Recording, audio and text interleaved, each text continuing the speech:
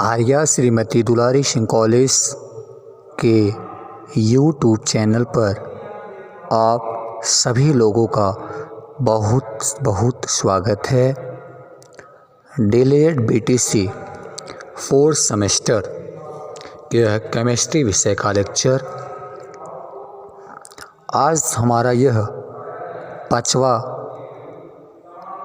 Part video दूसरे पाठ का प्रस्तुत किया जा रहा है। आज हम लोग इस वीडियो में दीर्घाकार आवर्त सारणी की विशेषता को पढ़ेंगे।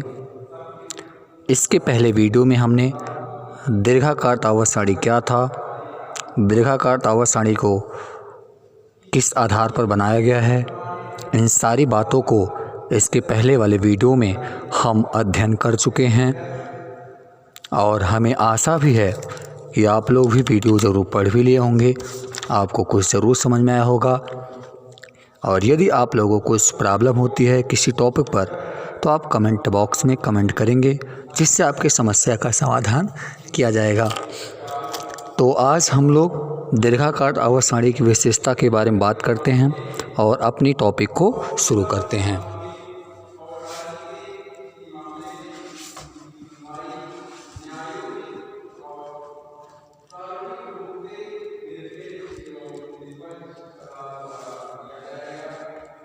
जैसा कि इसके पहले वीडियो में आपने पढ़ा कि दीर्घाकार आवर्त सारणी का जो आधार है वह इलेक्ट्रॉनिक विन्यास है, अर्थात दीर्घाकार आवर्त सारणी बनाने में बोरबरी, मोजले, हुंड, पॉली आदि सभी रासायनिक वैज्ञानिकों ने मिलकर के दीर्घाकार आवर्त सारणी का निर्माण किया। उन्होंने तत्वों को उनके इलेक्ट्रॉनिक विन्यास के आधार पर व्यवस्थित किया और यही इलेक्ट्रॉनिक विन्यास के आधार पर रखे पर हम तत्वों को दीर्घाकार आवर्त सारणी के नाम से जानते हैं। तो दीर्घाकार आवर्त सारणी को बताया भी था हमने, 4 खंडों में बांटा गया, जिसे हम लोग एस ब्लॉक, पी ब्लॉक और डी ब्लॉक का तत्व कहते हैं। हमने आपको बताया था एस ब्लॉक के तत्व सभी धातु हैं, पी ब्लॉक के तत्व धातु अधातु दोनों हैं। पी ब्लॉक के तत्वों में अक्रिय गैसों को रखा गया जिन्हें हम शून्य समूह के नाम से जानते हैं, और डी ब्लॉक के तत्वों को हम संक्रमण तत्व कहते हैं। संक्रमण तत्व इसलिए कहते हैं क्योंकि इनके बाह्य कोश के 2 कोश खाली होते हैं, अर्थात इनके 2 अष्टक नहीं भरे थे। और हमारा एक और ब्लॉक था एफ ब्लॉक, जिसमें हम एक्टिनाइड और लेंथेनाइड श्रेणी के तत्वों का अध्ययन करते हैं, जो कि इसमें सभी भारी नाभिक वाले तत्व को रखा गया। वो सब के सब रेडियोएक्टिव गुण में होते हैं। तो दीर्घाकार आवर्त सारणी की पहली विशेषता पॉइंट हम लोग सीखेंगे। तो पहला पॉइंट रहा कि दीर्घाकार आवर्त सारणी में मेंडेलीव की जो आधुनिक सारणी की भांति इसको भी 7 36 पंक्तियाँ, जिसे आवर्त और इसमें पृथक 3 लघु आवर्त और शेष 4 जो हैं वो दीर्घ आवर्त हैं। और 7वां जो आवर्त है वो अब भी दीर्घाकार आवर्त सारणी में भी अपूर्ण है। प्रथम आवर्त में 2 तत्व, दूसरे व तीसरे दोनों में 8 तत्व हैं, चौथे और 5वें में 18 तत्व हैं तथा 6वें आवर्त में 32 तत्व हैं और 7वें आवर्त में अभी पूरी तरह से ये भरा नहीं हुआ है, यह अपूर्ण कोश खाली है। दूसरा पॉइंट रहा कि दीर्घाकार आवर्त सारणी में कुल ऊर्ध्वाधर पंक्तियाँ 18 है, जिसे वर्ग या समूह कहते हैं। प्रथम 2 पंक्तियों को फर्स्ट ए व सेकंड ए, उसके बाद की जो 5 पंक्तियां हैं उसको थर्ड बी से 8B तक, उसके बाद 3 पंक्तियों को 8, फिर 2 पंक्तियों को फर्स्ट IB व सेकंड IB, फिर आगे की 5 पंक्तियों को थर्ड ए से 7A तक तथा अंतिम पंक्ति को शून्य वर्ग में रखा गया है। तो अगला पॉइंट रहा, इस आवर्त सारणी में धातु और अधातुओं को अलग अलग स्थान पर रखा गया है। धातुओं को गुण के आधार पर उनको अलग और अधातुओं को उनके गुण के आधार पर उसे अलग रखा गया है। आवर्त सारणी में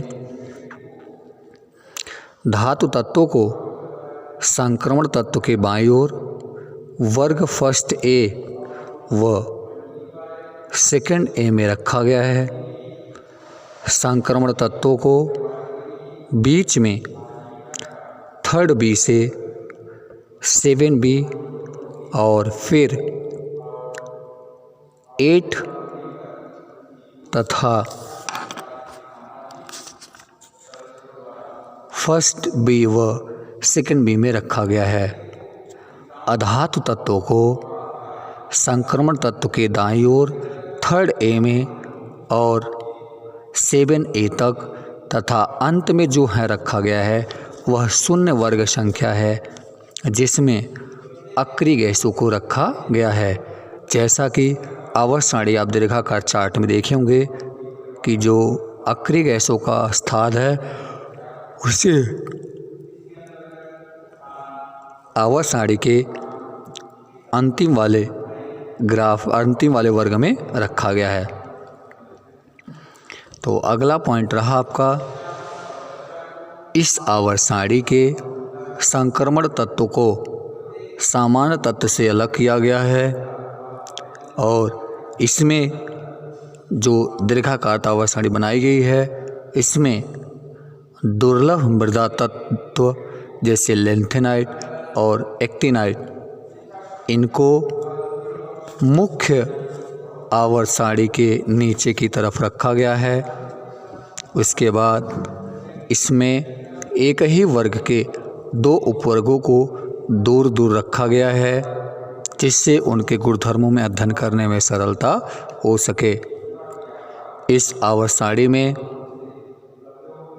आयरन, कोबाल्ट तथा निकेल को संक्रमण तत्वों के साथ रखा गया है क्योंकि ये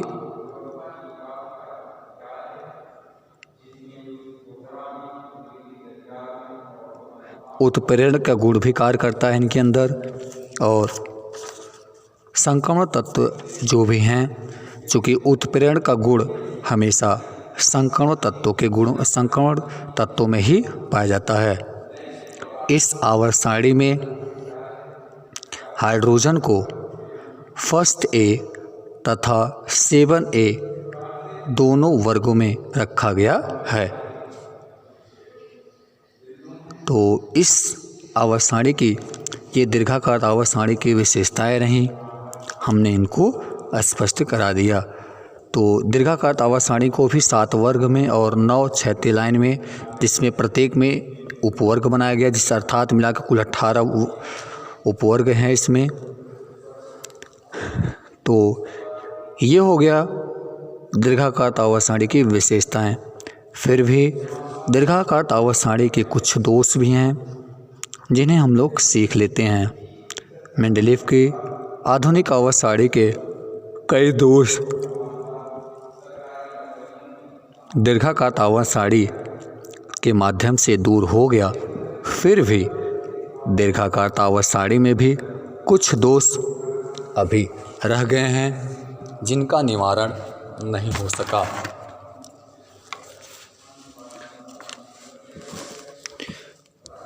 तो दीर्घाकार आवर्त सारणी के दोष निम्न प्रकार से हैं। पहला आपका रहा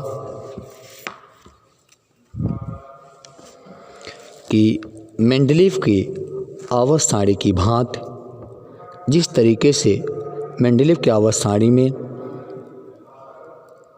दोष था उसी तरीके से दीर्घाकार आवर्त सारणी के भी कुछ दोष हैं। तो जिस प्रकार से मेंडलीव की आवर्त सारणी की भांति इसमें भी एक्टिनाइट और एंटीनाइट तत्वों को आवर्त सारणी से बाहर ही रखा गया। चूँकि आपने देखा भी था मेंडलीव की आवर्त सारणी में भी लैंथेनाइट और एक्टिनाइट तत्वों को बाहर की तरफ रखा गया। जो कि दीर्घाकार आवर्त सारणी में भी ऐसा रखा गया, जो कि एक दोष का कारण पाया गया कि इसको आवर्त सारणी के अंदर क्यों नहीं रखा, अभी तक ये दोष बना हुआ है। दूसरा दोष रहा, इस आवर्त सारणी में भी हाइड्रोजन की स्थान जो है स्पष्ट नहीं हो सका, जो कि इसका निवारण मेंडलीफ ने भी नहीं कर पाए कि हाइड्रोजन का सही स्थान क्या होना चाहिए, क्योंकि हाइड्रोजन कहीं कहीं धातु और कहीं कहीं अधातु की तरह व्यवहार करता है।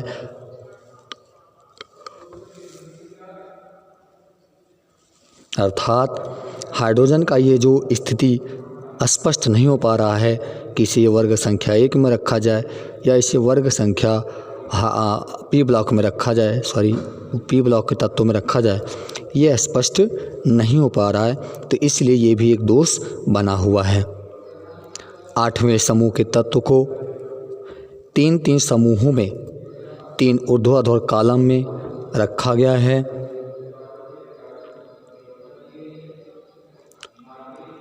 तो ये आपका दीर्घाकार आवर्त सारणी का 2 दोष हमने आपको स्पष्ट कराया।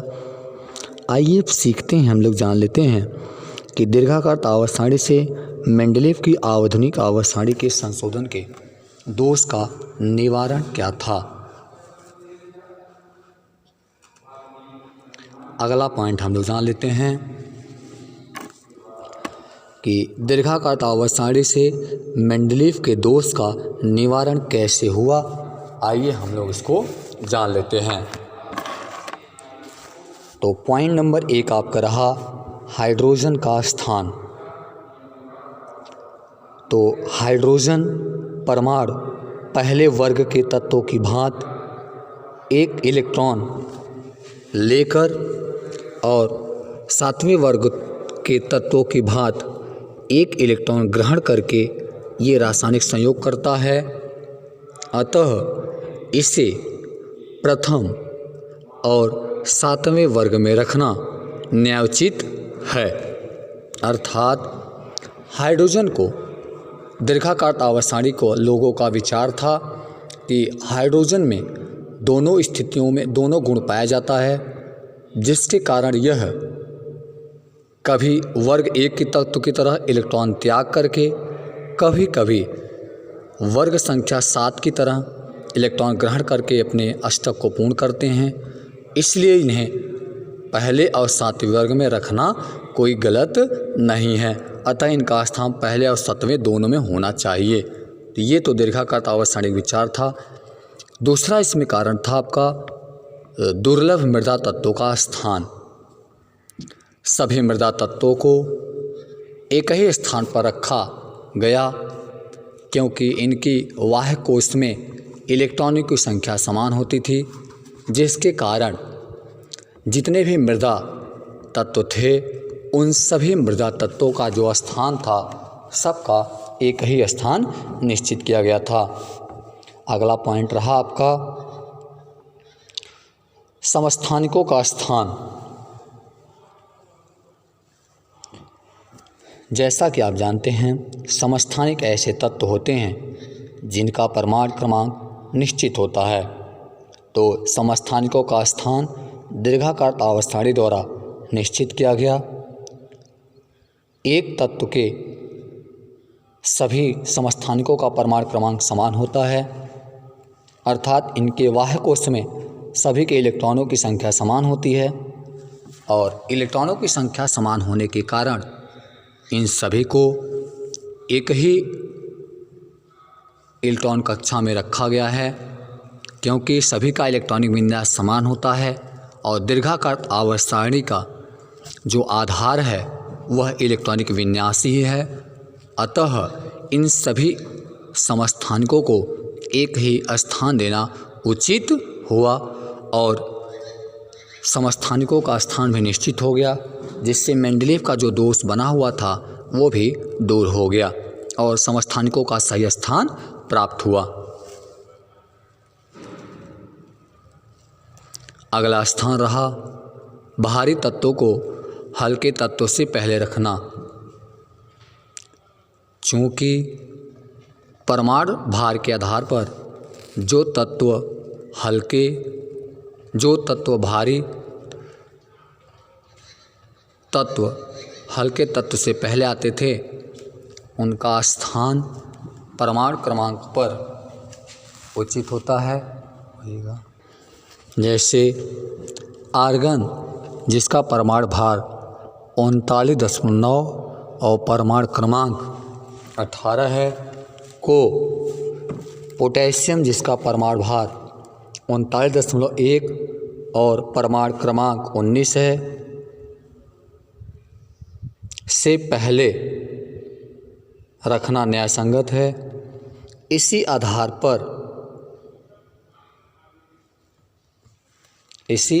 आधार पर कोबाल्ट जिसका परमाणु क्रमांक 27 द्रव्यमान संख्या 58.9 को निकिल से पहले रखना सही है।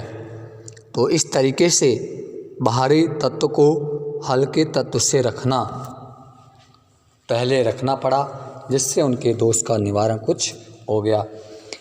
अगला हमारा पॉइंट है असमान गुण वाले तत्व को एक ही वर्ग में रखना, अर्थात कुछ असमान गुण वाले तत्व को एक ही वर्ग में रखना पड़ा। मेंडलीव की आवर्त सारणी में जो 4 धातुएं थीं और जो सिक्का धातुएं थे उनको एक ही समूह में रखा गया, जबकि इनके गुणों में भिन्नता पाई जाती थी। दीर्घाकार आवर्त सारणी में फर्स्ट ए और सेकंड बी पृथक पृथक माने गए और इन्हें परस्पर दूर रखा गया। वर्ग 8 के संक्रमण तत्व का स्थान वे इसके इलेक्ट्रॉनिक विन्यास के कारण ही है, जिसके कारण शून्य वर्ग के प्रत्येक तत्व के जो बाह्य कोश हैं ये पूर्ण रूप से भरे होते हैं और इनके सभी तत्व एक अक्रिय गुण वाले होते हैं। इन तत्वों के गुणों में आवर्तता के कारण उनके बाह्य कक्षा में इलेक्ट्रॉनों की संख्या में समानता पाई जाती है। जैसे पहले वर्ग लिथियम का इलेक्ट्रॉनिक विन्यास 2 और सोडियम का इलेक्ट्रॉनिक विन्यास 281, दोनों के बाह्य कोश में एक इलेक्ट्रॉन है, और मैग्नीशियम है इनके बाह्य कोश का इलेक्ट्रॉनिक विन्यास 282 होता है। अर्थात इन सभी के गुणों में लगभग समानता पाई जाती है।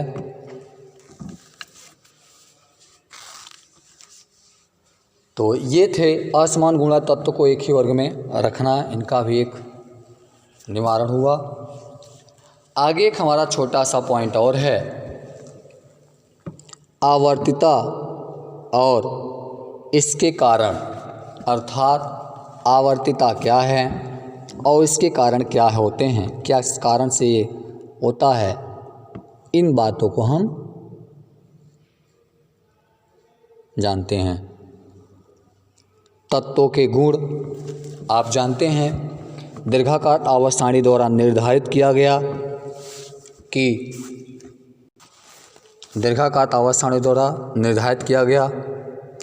कि तत्वों का जो गुण होता है उनके इलेक्ट्रॉनिक विन्यास पर निर्भर करता है। अर्थात किसी तत्व का भौतिक और रासायनिक गुणधर्म उसके इलेक्ट्रॉनिक विन्यास के आवर्ती फलन होते हैं। आवर्त सारणी के किसी भी आवर्त में तत्वों के परमाणु क्रमांक में वृद्धि के साथ साथ उसमें इलेक्ट्रॉनों की संख्या भी बढ़ती जाती है। एक निश्चित अवधि के बाद, अर्थात एक निश्चित समय के बाद समान बाह्य कोश इलेक्ट्रॉनिक विन्यास वाले तत्व एक ही वर्ग में आ जाते हैं, जिसके कारण उनको गुणों में समानता पाई जाती है और यही घटना तत्वों के गुणों में आवर्तिता कहलाती है। अतः एक निश्चित अंतराल के बाद समान इलेक्ट्रॉनिक विन्यास वाले तत्वों की पुनरावृत्ति ही आवर्तिता कहलाती है। आवर्तिता का तात्पर्य एक निश्चित अंतराल के बाद गुणधर्मों में दोहराव होता है, अर्थात यदि तत्वों के एक निश्चित अंतराल जैसे 1 के बाद या 2 के बाद या 3 के बाद एक निश्चित अंतराल के बाद यदि उनके गुणधर्म में बार बार वही समानता पाई जा रही है, जैसे मान लो 2-2 के अंतर पर उनके गुणधर्मों में समानता पाई जा रही है या 3-3 के अंतर पर या 1-1 के अंतर में, तो इस तरीके से एक निश्चित अंतराल के बाद अगर उनके गुणधर्मों में समानता पाई जा रही है तो इसी गुणधर्म को हम लोग तत्वों का आवर्तिता कहते हैं। और आवर्तिता गुण के कारण भी यही है कि परमाणु क्रमांक जब वृद्धि होती है तो उनके अंतिम कोश में इलेक्ट्रॉन की संख्या भी बढ़ती है, और जब इलेक्ट्रॉन की संख्या बढ़ती है तो कुछ समय पश्चात या कुछ निश्चित अवधि के बाद जो समान इलेक्ट्रॉनिक विन्यास वाले तत्व हैं वो एक वर्ग में आ जाते हैं, और जैसे ही एक वर्ग में आते हैं तो उनके गुणों में समानता पाई जाती है। यही घटना आपका आवर्तिता है, और इसी कारण जो आपका आवर्तिता गुण उत्पन्न होती है। तो क्लियर हुआ आपका कि आवर्तिता गुण किस कारण से आता है। आवर्तिता गुण इसी के कारण आता है कि इनके गुणों में जब एक निश्चित अंतराल के बाद अर्थात इनके इलेक्ट्रॉनिक विन्यास में जब समानता पाई जाने लगती है तो इनके गुणों में आवर्तिता उत्पन्न हो जाती है। तो इस तरीके से ये टॉपिक थोड़ा सा आपका ख़त्म हुआ, और अगली बार हम आएंगे। अब आपका धीरे धीरे पाठ समापन की तरह हो रहा है। 1-2 वीडियो आपका और बनने वाला है, जिसके पश्चात आपका पूरे केमिस्ट्री विषय समापन होगी।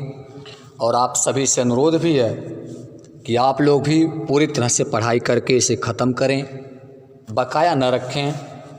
आपको कोई प्रॉब्लम हो रही है, आपका पूरा सहयोग किया जाएगा। दोबारा कमेंट करिएगा, आपका पूरी तरह सहयोग किया जाएगा, आपको कोई प्रॉब्लम नहीं होगी। जैसे ये लेक्चर ख़त्म होगा सभी टीचरों के द्वारा आप सभी को जितने भी टॉपिक पढ़ाए जा रहे हैं सभी का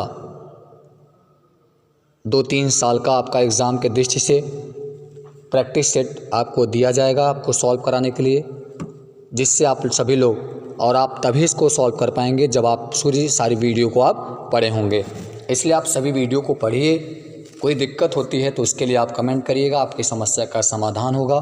तो अगले वीडियो में फिर से मिलेंगे हम विद्युत ऋणात्मकता को लेकर के। बहुत ही मज़ेदार टॉपिक है आपका, बहुत ही अच्छा टॉपिक है जो कि आपको क्वेश्चन में पूछने वाला होता है। तो चलिए अगली बार हम मिलते हैं, तब तक आप सभी लोग अपनी पढ़ाई करते हैं। आप सभी को बहुत बहुत धन्यवाद।